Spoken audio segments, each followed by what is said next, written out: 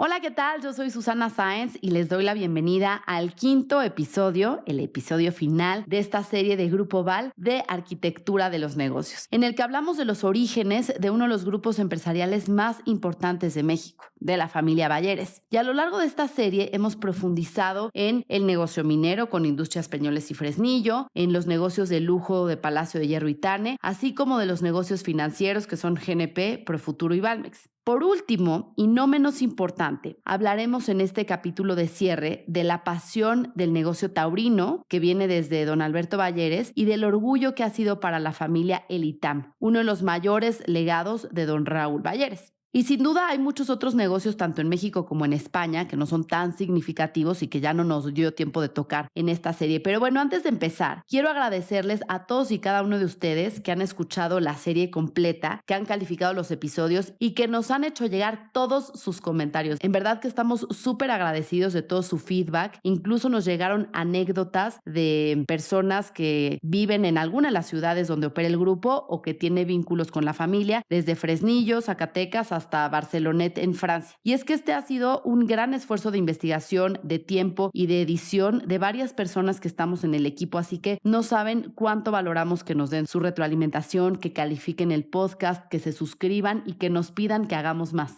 Muchos comentarios fueron de que ya estaban picados, que querían conocer el siguiente episodio. Entonces, bueno, hoy cerramos esta serie, pero estamos abiertos, por supuesto, a todas sus propuestas, saber de qué otros grupos empresariales les gustaría saber la historia, los números y conocerlos más a profundidad, o también de empresas. Así que estamos atentos a sus comentarios. Recuerden darle seguir al podcast y activar la campana para que cuando salga un nuevo episodio les llegue una notificación, además de recomendarlo si creen que le va a agregar valor a alguien más. Como les decía, en este episodio vamos a hablar de dos de los temas más personales del grupo, los toros y el Itam. Para poner en contexto, en México hay más de 10 plazas monumentales y entre lienzos charros y plazas portátiles y demás hay más de 1,000 y se dice que alrededor de 6 millones de mexicanos van por lo menos una vez al año a los toros. Este es un negocio que al año vale 7,000 millones de pesos en México, unos 350 millones de dólares, y están involucrados no solamente el torero y el toro, también el empresario, el ganadero, el periodista, el medio de comunicación, el transporte, el que vende comida, los vaqueros, entre muchos otros participantes. ¿Por qué les digo todo esto? Porque los Balleres tienen una larga trayectoria en la crianza de caballos para exhibiciones y carreras y toros para espectáculos. En estos dos sectores han ganado varios reconocimientos como parte de la subsidiaria Compañía Agropecuario Internacional.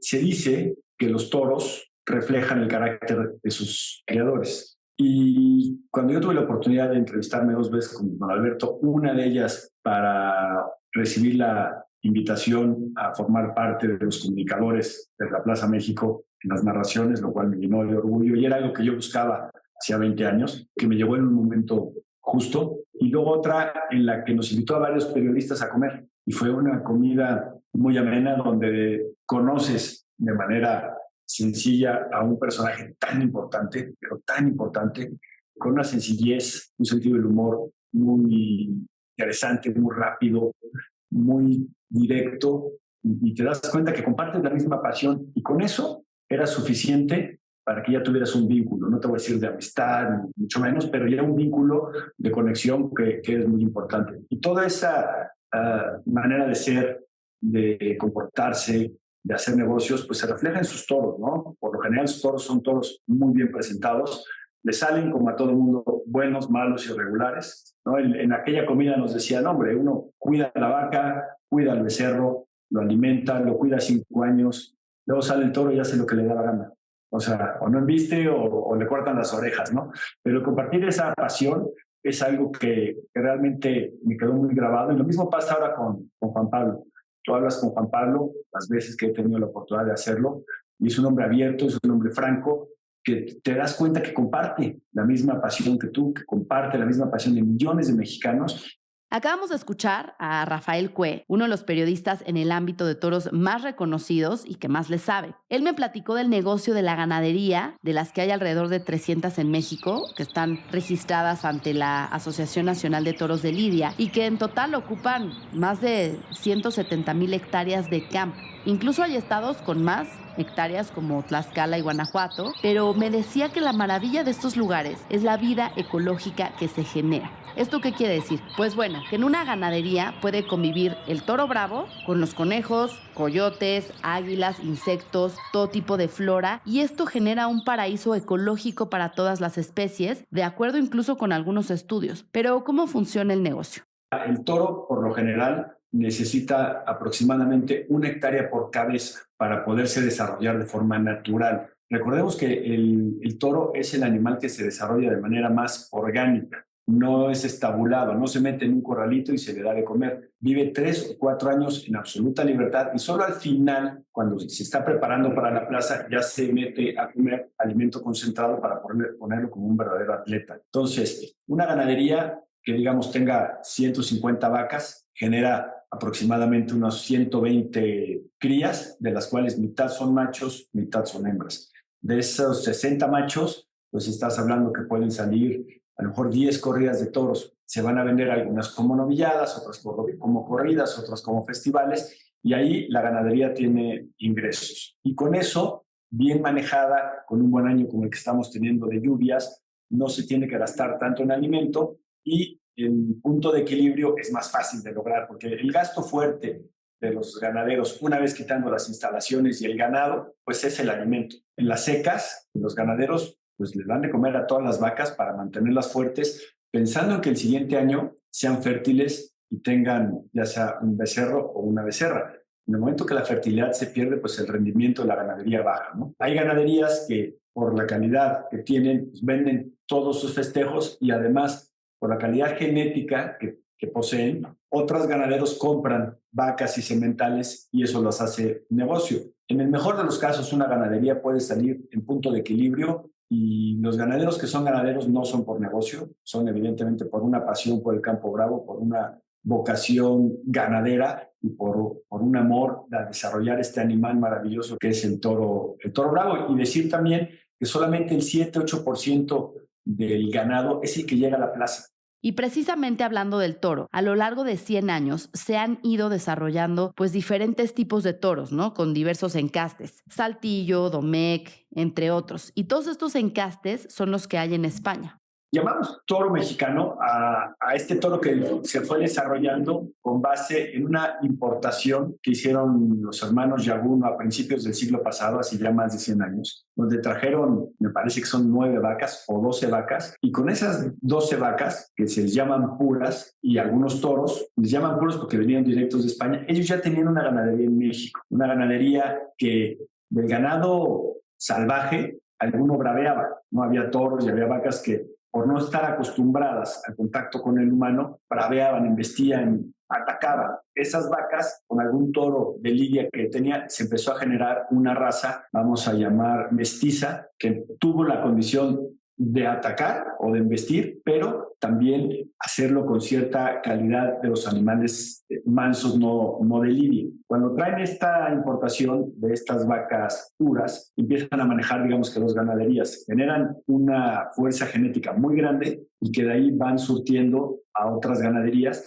La característica de este toro mexicano es que vino de un encaste que es Saltillo, un encaste no muy corpulento en España. Por eso a veces dicen, no, es que el toro español es más grande. Es que el encaste que vino a México ya de por sí era menos corpulento. Luego se adaptó a tierras mexicanas, llegó a Zacatecas, donde, como ustedes saben, pues el campo, en el mejor de los casos, es árido, es desértico. Hombre, en un año como el de ahora ves pasto verde, pero por lo general es un campo muy rudo y que le asentó muy bien al ganado bravo, pero la naturaleza es sabia y este ganado se acopló a las condiciones de dureza, de sequía, todavía redujo un poquito más su físico. Hoy en día, bueno, en estos 100 años desarrollamos un toro con una calidad de embestida muy importante. El toro español es un poquito más agresivo en la primera arrancada y al ser más corpulento, la misma inercia y el mismo volumen le permite desplazarse más. El toro mexicano, al ser más reducido en su tamaño, que no lo hace menos toro, él embiste un poco más despacio. Él va siguiendo la muleta no con un impulso, sino con una intención de alcanzarla. Y eso para el toreo le permite torear más despacio, más como gusta en la Plaza México, como gusta en Guadalajara, en todas las plazas de este país.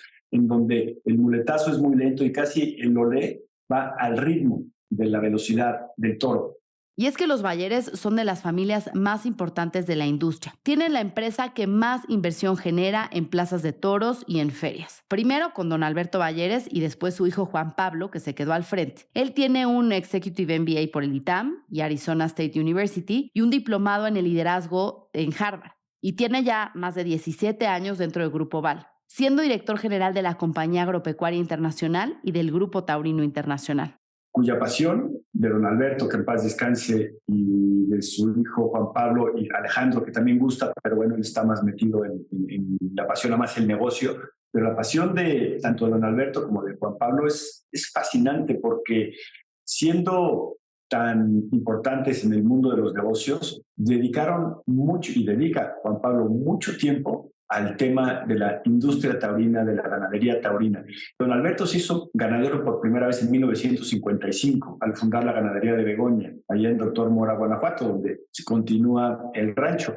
En 1972, don Alberto compra a don Luis Barroso la ganadería de San Miguel de Minahuapan. Sí, se la lleva de Tlaxcala a Guanajuato. Hoy ellos cuentan con la ganadería de Begoña, San Miguel de Minahuapan, Santa Teresa y San Martín aquí en México y Salduendo allá en España, un hierro de Fernando Mequi que compraron en 2014. Eso los hace pues, ya un jugador importante en el sentido de que ellos tienen muchísimo de materia prima para la industria del toreo, ¿no? Que son la crianza del toro bravo. Pero al mismo tiempo son dueños de 9 plazas de toros en México. Una cosa es ser empresario, otra cosa es ser dueño del inmueble, ¿no? Hay muchas plazas que son propiedad o del municipio o de la ciudad y estas salen a concurso. Distintos empresarios van, meten sus propuestas y quien decida, ya sea el comité taurino o el comité de feria, asignan a alguna empresa a la organización de los festejos. Pero en el caso de la familia Bayeres, ellos tienen 9 plazas de toros de las cuales son propietarios y de las cuales ellos evidentemente manejan. Y no son cualquier plaza, tienen la Monumental de Aguascalientes, donde ahí se celebra la Feria de San Marcos, la feria más importante de América. Tienen la Plaza de San Marcos, ahí en Aguascalientes, que es la plaza previa a la Monumental, también es de ellos, caben más o menos 3,000 personas. Son dueños de la Plaza de Guadalajara, que está ahí enfrente al Estadio Jalisco. Son dueños de la Plaza de Monterrey, de Ciudad Juárez, de Irapuato, de León, Guanajuato, de Acapulco, que Acapulco fue muy importante porque muchos años dio un serial de novilladas muy grande, y entonces de ahí surgieron muchísimos toreros. Desgraciadamente en Guerrero, por alguna absurda prohibición, no se pueden dar toros. Y también son dueños de una plaza que poca gente sabe que existe, que es la de Guanajuato Capital. Y es una plaza muy interesante, muy grande, y que tengo entendido tienen la intención de reactivar. Entonces son los jugadores muy importantes en México. Me atrevo a decir que son los empresarios más importantes por el número de plazas que manejan, por el tipo de plaza que manejan, porque son plazas en muchos casos monumentales, y porque dan muchísimos espectáculos. Espectáculos Monterrey, como se llama ahora su empresa, da 75 festejos al año. Pensemos que hay 52 fines de semana al año. La Plaza México, en la que son también socios, junto con el arquitecto Javier Sordo, una empresa que se llama Tauro Plaza México, dan 27, 30 festejos al año. Además, han tenido ya también participación en España, cosa que les ha costado mucho trabajo porque el mercado español taurino es muy complicado. Son muy cerrados, no se les quita el espíritu conquistador. Es difícil que dejen entrar. Le ha costado mucho a la familia Bayeres poder entrar. Lo han hecho con estrategia, con pasos firmes, no sin algunos tropiezos, evidentemente, pero ahí ellos están en 2 empresas, en Fusión Internacional de Tauromaquia, que se llama la PIT, que tiene en la Plaza de Badajoz, tengo entendido que es de ellos desde 2015, y son empresarios en Olivenza. Esto en la zona de Extremadura, que es una zona de mucha potencia taurina. Y luego tienen en otra fusión con una de las grandes familias taurinas en España, que son los Chopera, una empresa que se llama BMF, que es Bayeres Martínez Flamarique. Bueno, en esa empresa manejan Salamanca, Bilbao, Logroño y la Plaza de Irún, que es San Sebastián. Entonces son los jugadores muy fuertes, tanto en México, evidentemente, como en Europa. Y en esta fusión tienen también apoderamiento de varios toreros, que eso quizá, en mi opinión, no es correcto que las empresas, no son los únicos, manejen también a los toreros, que no hagan la conformación de los carteles Y muchas veces se hace por medio de intercambio con otras empresas que no necesariamente son los toreros que el público quiere ver. Pero ese es un mal del medio taurino en México, en Francia, en España, en Colombia, en Portugal, en todos lados. Y ya que hablamos de Los Sordo, aquí no puedo dejar de mencionar su hacienda Shahai en San Juan del Río, Querétaro. Esta casa ganadera fue fundada en 1923 por Edmundo y Jorge Guerrero Perrusquía, pero en 1963 Juan Sordo Madaleno compró la ganadería. Tiene 1,500 hectáreas y dicen que es un lugar espectacular, donde alrededor del ruedo, además de las gradas que ocupan la mitad, la otra mitad está al nivel de una presa que tiene la ganadería y se ve una alberca infinita. Dicen que es un paisaje increíble. Ahora, en España, una de las diferencias con el negocio taurino en México es precisamente la parte de los inmuebles. Escuchemos a Rafael Cue. Son más bien plazas de los ayuntamientos. Entonces, ahí se concursan las plazas. Por ejemplo, la plaza de Sevilla no es del ayuntamiento, pero es de los maestrantes, una especie de cofradía medio secreta que nadie, bueno, por lo menos yo no entiendo muy bien cómo funciona, pero los maestrantes asignan quién es el empresario taurino y tuvieron un contrato con una duración de 99 años, que está a una familia que lo ha hecho muy bien. Es evidente que la Plaza de la Maestranza en Sevilla funciona de manera magnífica, pero se acaba en 2 años. Entonces vamos a ver qué sucede. Ya a quien se le entregó a esa familia esa responsabilidad es hoy el yerno quien maneja a la plaza, ¿no? Lo hace evidentemente bien porque todos los toreros quieren ir a Sevilla, porque la Feria de Abril pues tiene el apoyo de turismo, tiene el apoyo del gobierno, porque, ojo, la industria taurina necesita el apoyo de los gobiernos, de las alcaldías, de las localidades para poder salir adelante. Y lo que sucede en México es que van mucho más de manera aislada los empresarios, tienen casi todo en contra. En España hay muchas más ayudas, pero muchísimas más ayudas, incluso en el tema ganadero hay mucho subsidio ganadero por la Unión Europea, ¿no? Por cabeza que tengas tú en tu rancho tienes un subsidio. Aquí en México los ganaderos son unos verdaderos héroes, ¿no? La diferencia entre la fiesta española y la México es el alto nivel de profesionalización en todos los sentidos. El mozo de espadas, el periodista, el que habla en televisión, los toreros, los banderilleros, los choferes. Es realmente impresionante el nivel de profesionalismo. ¿Por qué? Porque se genera más dinero y se mueve más dinero. La ganadería La Begoña en México ha tenido muchos triunfos en las plazas más importantes del país, que la han colocado como una de las ganaderías más importantes de la industria taurina. La periodista Bárbara Anderson también habló con don Alberto Balleres de esta gran pasión por los toros. Era un negocio familiar. Creo que su papá ya tenía el rancho de Begoña y los toros. Aparte producía carne de altísimo nivel, carne de res para exportación solamente, con un tipo de corte muy particular. Lo que sí él creció, porque también era un bicho de negocios, era el negocio de los toros. No era solamente el hobby de tener toros de lidia y todo lo que es el desarrollo genético de esta raza, sino que empezó a tomar el negocio de las plazas de toros. Primero en México, donde era el amo y señor de todas, y después en Europa, ¿no? En España, donde es un lugar súper competido, es un lugar donde nació la tauromaquia. El negocio de los toros era de un mexicano, y era de un mexicano que era Alberto Balleres. Era una de sus pasiones y era a donde iba todos los domingos, o sea, sí iba todos los domingos al lugar donde hubiera corridas, y era uno de los temas que más lo obsesionaba en cuanto a información. Así como los fanáticos del deporte saben quiénes son los mejores deportistas, cuántos goles hizo Messi, a qué hora, él sabía exactamente de los toros, los toreros, o sea, tenía como una obsesión matemática con respecto a todo lo que tenía que ver con tauromaquia. Y así como don Alberto con los toros, he sabido que don Alfredo Harpelú tiene la misma obsesión estadística con el béisbol. A ver si un día platicamos con él de este tema. Y bueno, algo también muy importante que ha hecho la familia Balleres es profesionalizar la industria con contratos, con registros, con seguros a todos los participantes y también garantías en el espectáculo e inversiones en publicidad. Ya que Rafa Cue me contaba que antes la industria taurina pues, se cerraba con un apretón de manos y ahí era donde valía la palabra. Y en el tema de la publicidad, ahora muchas empresas dejaron de invertir en las plazas de toros por la polémica y las asociaciones y gente que han presionado en contra de este espectáculo. Pero destaca el peso de los Balleres con publicidad de sus propias empresas en las plazas de toros, como seguramente han visto los anuncios de la aseguradora GNP, de la que hablamos en el episodio anterior.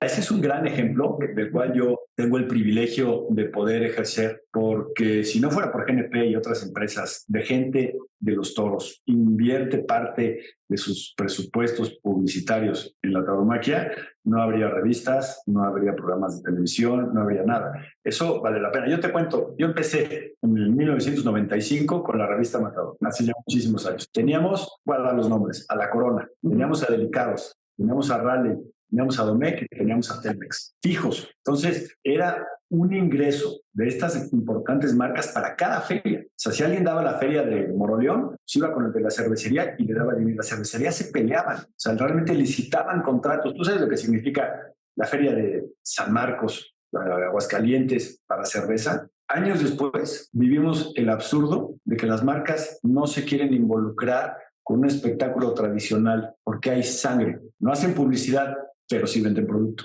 Hoy en día uno de los temas que más afecta a la industria precisamente son estas presiones de grupos que buscan prohibir o restringir las corridas de toros. Y ante esta incertidumbre no se han renovado los derechos de apartado en la Plaza México, la más grande del mundo. Aquí Rafa Cue nos explica un poco más sobre los derechos de apartado.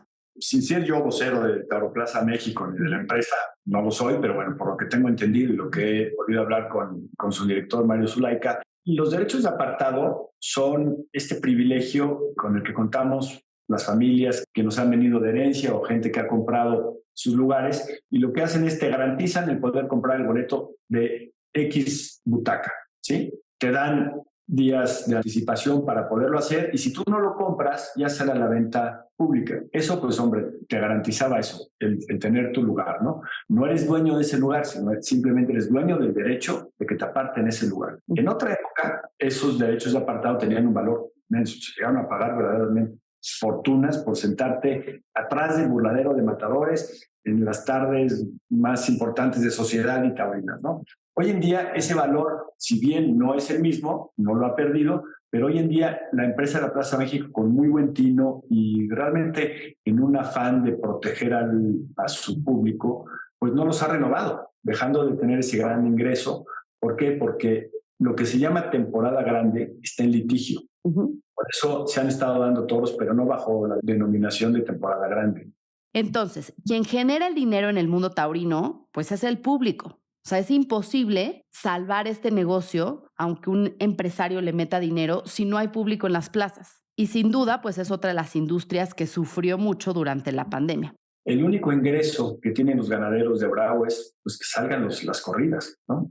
Y al tener la falta de certeza de qué iba a pasar con el mundo, pues ellos lo que hicieron fue aprovechar y dieron muchos toros a puerta cerrada para probar a nuevos toreros. Es un acto muy generoso que poca gente le reconoce, porque además poca gente lo habrá visto. Yo tuve la oportunidad de verlo, lo veíamos por Zoom, lo veíamos en video, de probar a toreros y echar toros a puerta cerrada que pues tienen un costo. O sea, un toro debe de costar alrededor de 70,000, 60,000 pesos, y echaron toros y toros para que toreros se probaran, ¿no? Es gente muy proactiva con sus reglas, evidentemente. Sabemos que pues, quien manda en un negocio o en un medio pues es el que impone las condiciones y las reglas, que es lógico. Yo creo que tiene que haber un orden y tiene que haber un liderazgo, pero sin duda en la pandemia todo el mundo puede pensar, no, bueno, es que los bayeres tienen mucho dinero y para ellos la pandemia pues, no fue tan grave como para otros. Pues sí, evidentemente, pero también el volumen de cosas que manejan y de responsabilidad con gente pues es mucho mayor. Es una economía de escala, ¿no? Y en el tema de los toros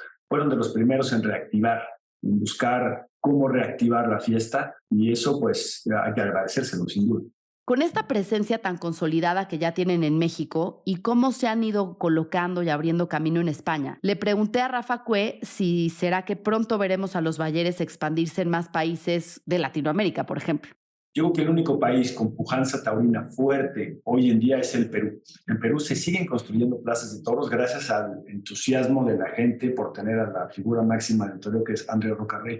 Se hacen plazas de 15,000 personas en localidades que tienen 10,000 habitantes. Es increíble y se llenan. Entonces, no sé si los bayeres vayan a intentar entrar allá. Creo que son mercados distintos. No van casados tampoco con una marca. O sea, no necesariamente por decir algo, GNP Seguros tiene que tener presencia en Perú para que ellos vayan. Pero la inversión que tienen en España es importante, la que tienen en México es importante. Francia, aunque es muy importante, es pequeño y está muy controlado por los franceses, que lo hacen muy bien, muy bien. Todo el sureste de Francia es patrimonio cultural inmaterial, no hay manera de que se los prohíban y son muy fuertes. Entonces, y te digo, entrar a Europa no es fácil, ¿no? O sea, incluso con el poder económico de la familia Balleres les ha costado trabajo porque España para los españoles, es que es así.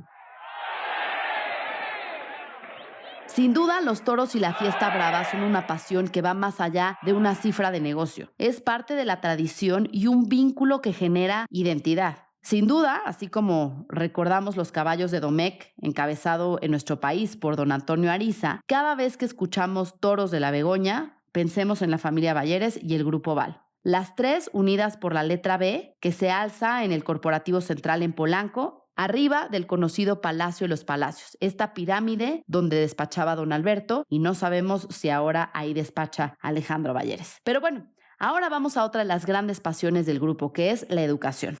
El ITAM es la máxima satisfacción que yo tengo de todos mis quehaceres y todos los hago con una verdadera pasión y alegría, todos, pero el ITAM es la que más me llena de una gran satisfacción porque yo creo que hemos logrado a través de esa institución de educación pues algo muy importante y pienso que hasta más de lo que sus fundadores hubieran pensado y además creo que la educación es lo más importante para poder precisamente lograr que las desigualdades en nuestro país se disminuyan. Esa base de la educación, como se puede lograr, ¿no? Es la herramienta más eficaz para lograr que nuestra querida gente pueda progresar con educación. El ITAM fue fundado en 1946 por un grupo de empresarios banqueros, industriales y comerciantes liderados por don Raúl Balleres, que constituyeron la Asociación Mexicana de Cultura para fondear el nacimiento del ITAM. Y aquí me gustaría dar un poco de contexto, porque 3 años antes, en Monterrey, otro grupo de empresarios liderados por don Eugenio Garzazada fundaron el Instituto Tecnológico de Estudios Superiores de Monterrey. Siguiendo el ejemplo de empresarios estadounidenses que un siglo atrás fueron benefactores y fundaron universidades. Ellos sí, con sus apellidos. Tenemos el caso de Stanford, del magnate de los ferrocarriles, que se convirtió después en gobernador de California, Leland Stanford. También Carnegie Mellon, vinculada a la familia de Andrew Carnegie, magnate del acero.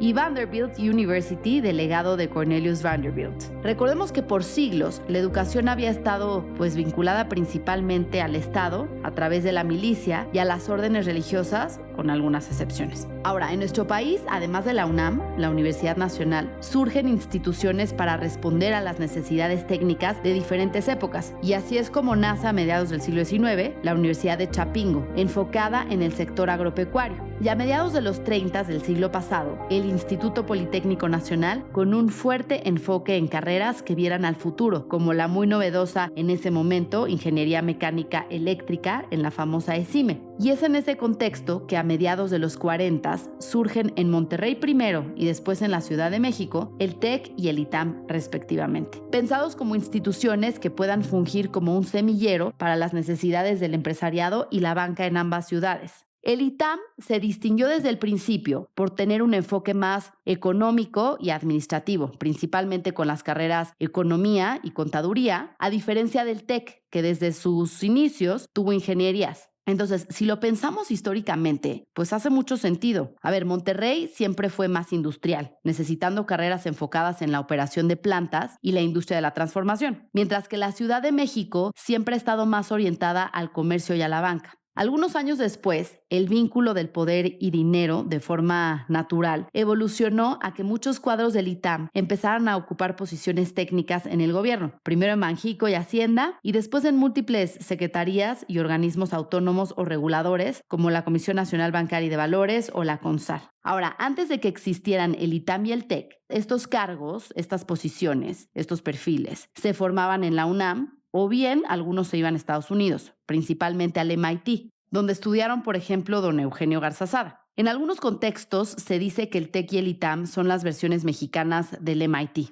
Ahora, don Raúl Balleres fue un autodidacta y a pesar de no haber estudiado en la universidad, siempre fue un fiel creyente del poder de la educación formal. De ahí, pues, esta iniciativa de liderar la fundación del ITAM, que en un inicio se llamó simplemente ITM, porque pues no tenía la autonomía en su fundación, una característica que adquirió unos años después, porque recordemos que la autonomía universitaria pues es uno de los principios fundamentales que otorgan, por ejemplo, la libertad de cátedra. Un dato curioso es que el título de autónomo lo utilizaron desde 1969, pero no es hasta 1985, poco años antes de morir don Jesús Reyes Heroles y siendo secretario de Educación Pública, la Secretaría dicta el acuerdo que permite oficialmente usar esta característica en el nombre. Alberto Balleres estudió la licenciatura en Economía en el ITAM y obtuvo su título en el año de 1957. Aquellos no eran tiempos sencillos y la institución afrontaba enormes desafíos, incluido el de la sobrevivencia. A lo largo de una década, don Alberto recibió el encargo de impulsar un proceso de reorientación académica del instituto y recuperar los principios fundacionales para construir al ITAM como una institución de alto prestigio académico. Para este proyecto contó con la valiosa colaboración de Miguel Palacios Macedo, de Miguel Mancera Aguayo, Gustavo Petriccioli y Plácido Arango.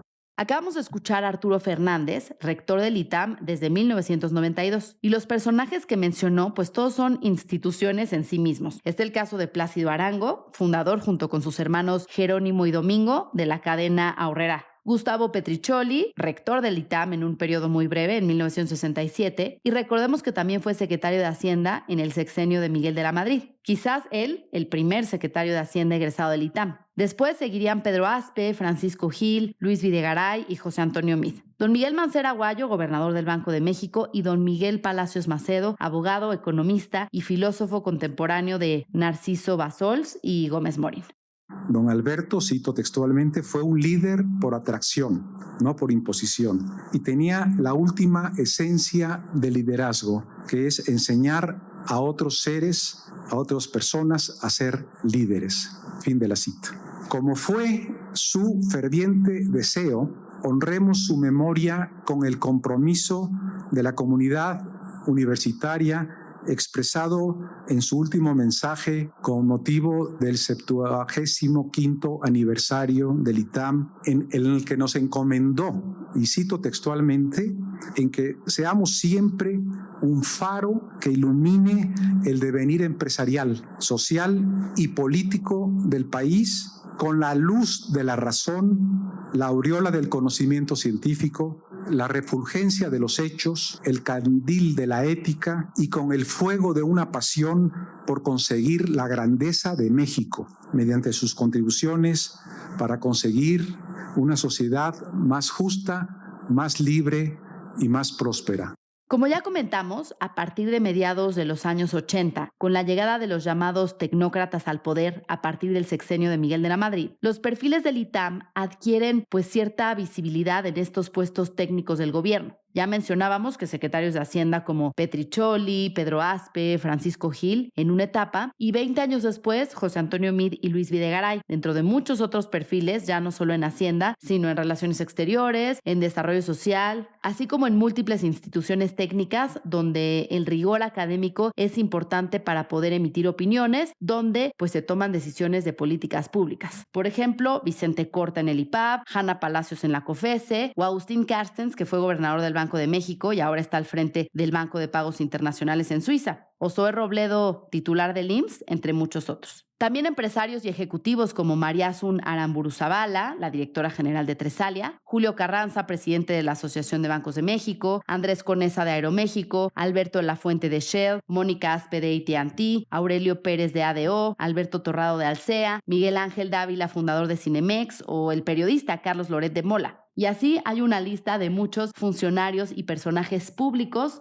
que seguramente conocerás. Y bueno, el ITAM ha tenido varias sedes, incluyendo Serapio Rendón en un inicio y la muy recordada de Marina Nacional. Sin embargo, desde finales de los 70s se mudó todo a Río Hondo, a un lado de San Ángel, y a principios de los 90 se inauguró el único otro campus conocido como Santa Teresa, a un lado del Pedregal, donde es principalmente para maestrías. Y aquí creo que es importante contrastar que a diferencia del TEC, que diseñó una estrategia de abrir múltiples campus alrededor de todo el país y volverse una institución de mucho volumen de alumnos, el ITAM ha sido muy celoso de no tener más que estos dos campus, ¿no? Uno para carreras, que es el de Río Hondo, y otro para maestrías y diplomados, Santa Teresa. Y comunicar al público este mensaje de el ITAM solo hay uno. Y esto se traduce en que a casi 80 años de su fundación tenga tan solo 27,000 egresados, mientras el TEC presume tener más de 350,000. Es decir, hay una relación mayor de 10-1 entre egresados del TEC contra egresados del ITAM. Hay un dicho por ahí que no es tan difícil entrar al ITAM, pero no cualquiera lo termina. Este rigor académico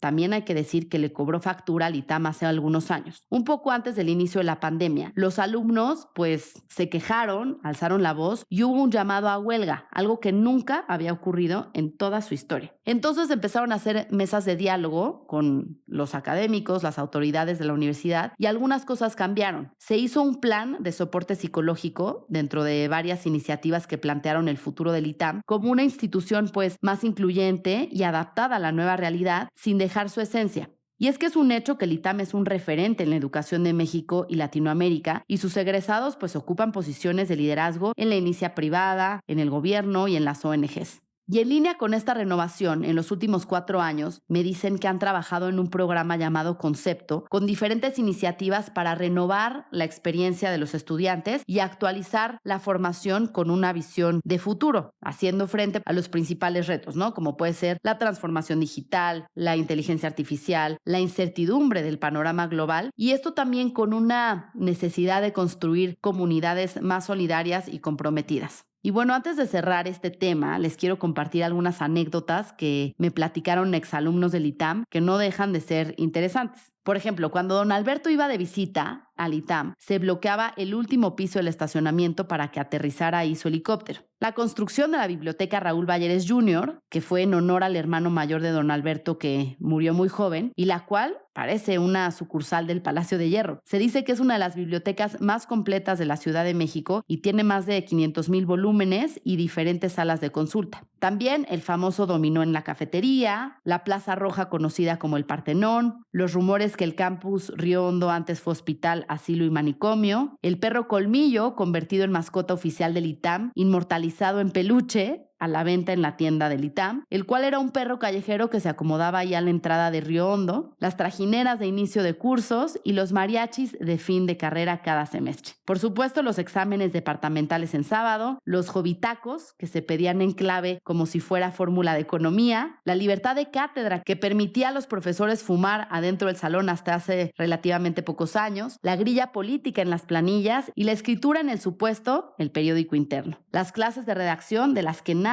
podía salir sin saber que se dice con base en y no en base a. En fin, todos los que han salido del ITAM tienen un sentido de pertenencia muy profundo que me han compartido parte de estas anécdotas y también orgullo ITAM le dicen. Y es así como llegamos al final de esta serie de Grupo Val, ahora bajo el mando de Alejandro Balleres, uno de los grupos empresariales, como se los he dicho, más importantes del país. Un grupo de mucha historia y tradición que se ha caracterizado por mantener un bajo perfil mediático, pero que tienen una muy fuerte presencia de marca en sus negocios B2C como Palacio de Hierro y GNP. A la vez que han sabido operar de forma muy corporativa su negocio principal, la minera Peñoles y Fresnillo. Y bueno, algo muy importante para cerrar es que dentro del grupo y de la familia se dice Baller y no Balleres.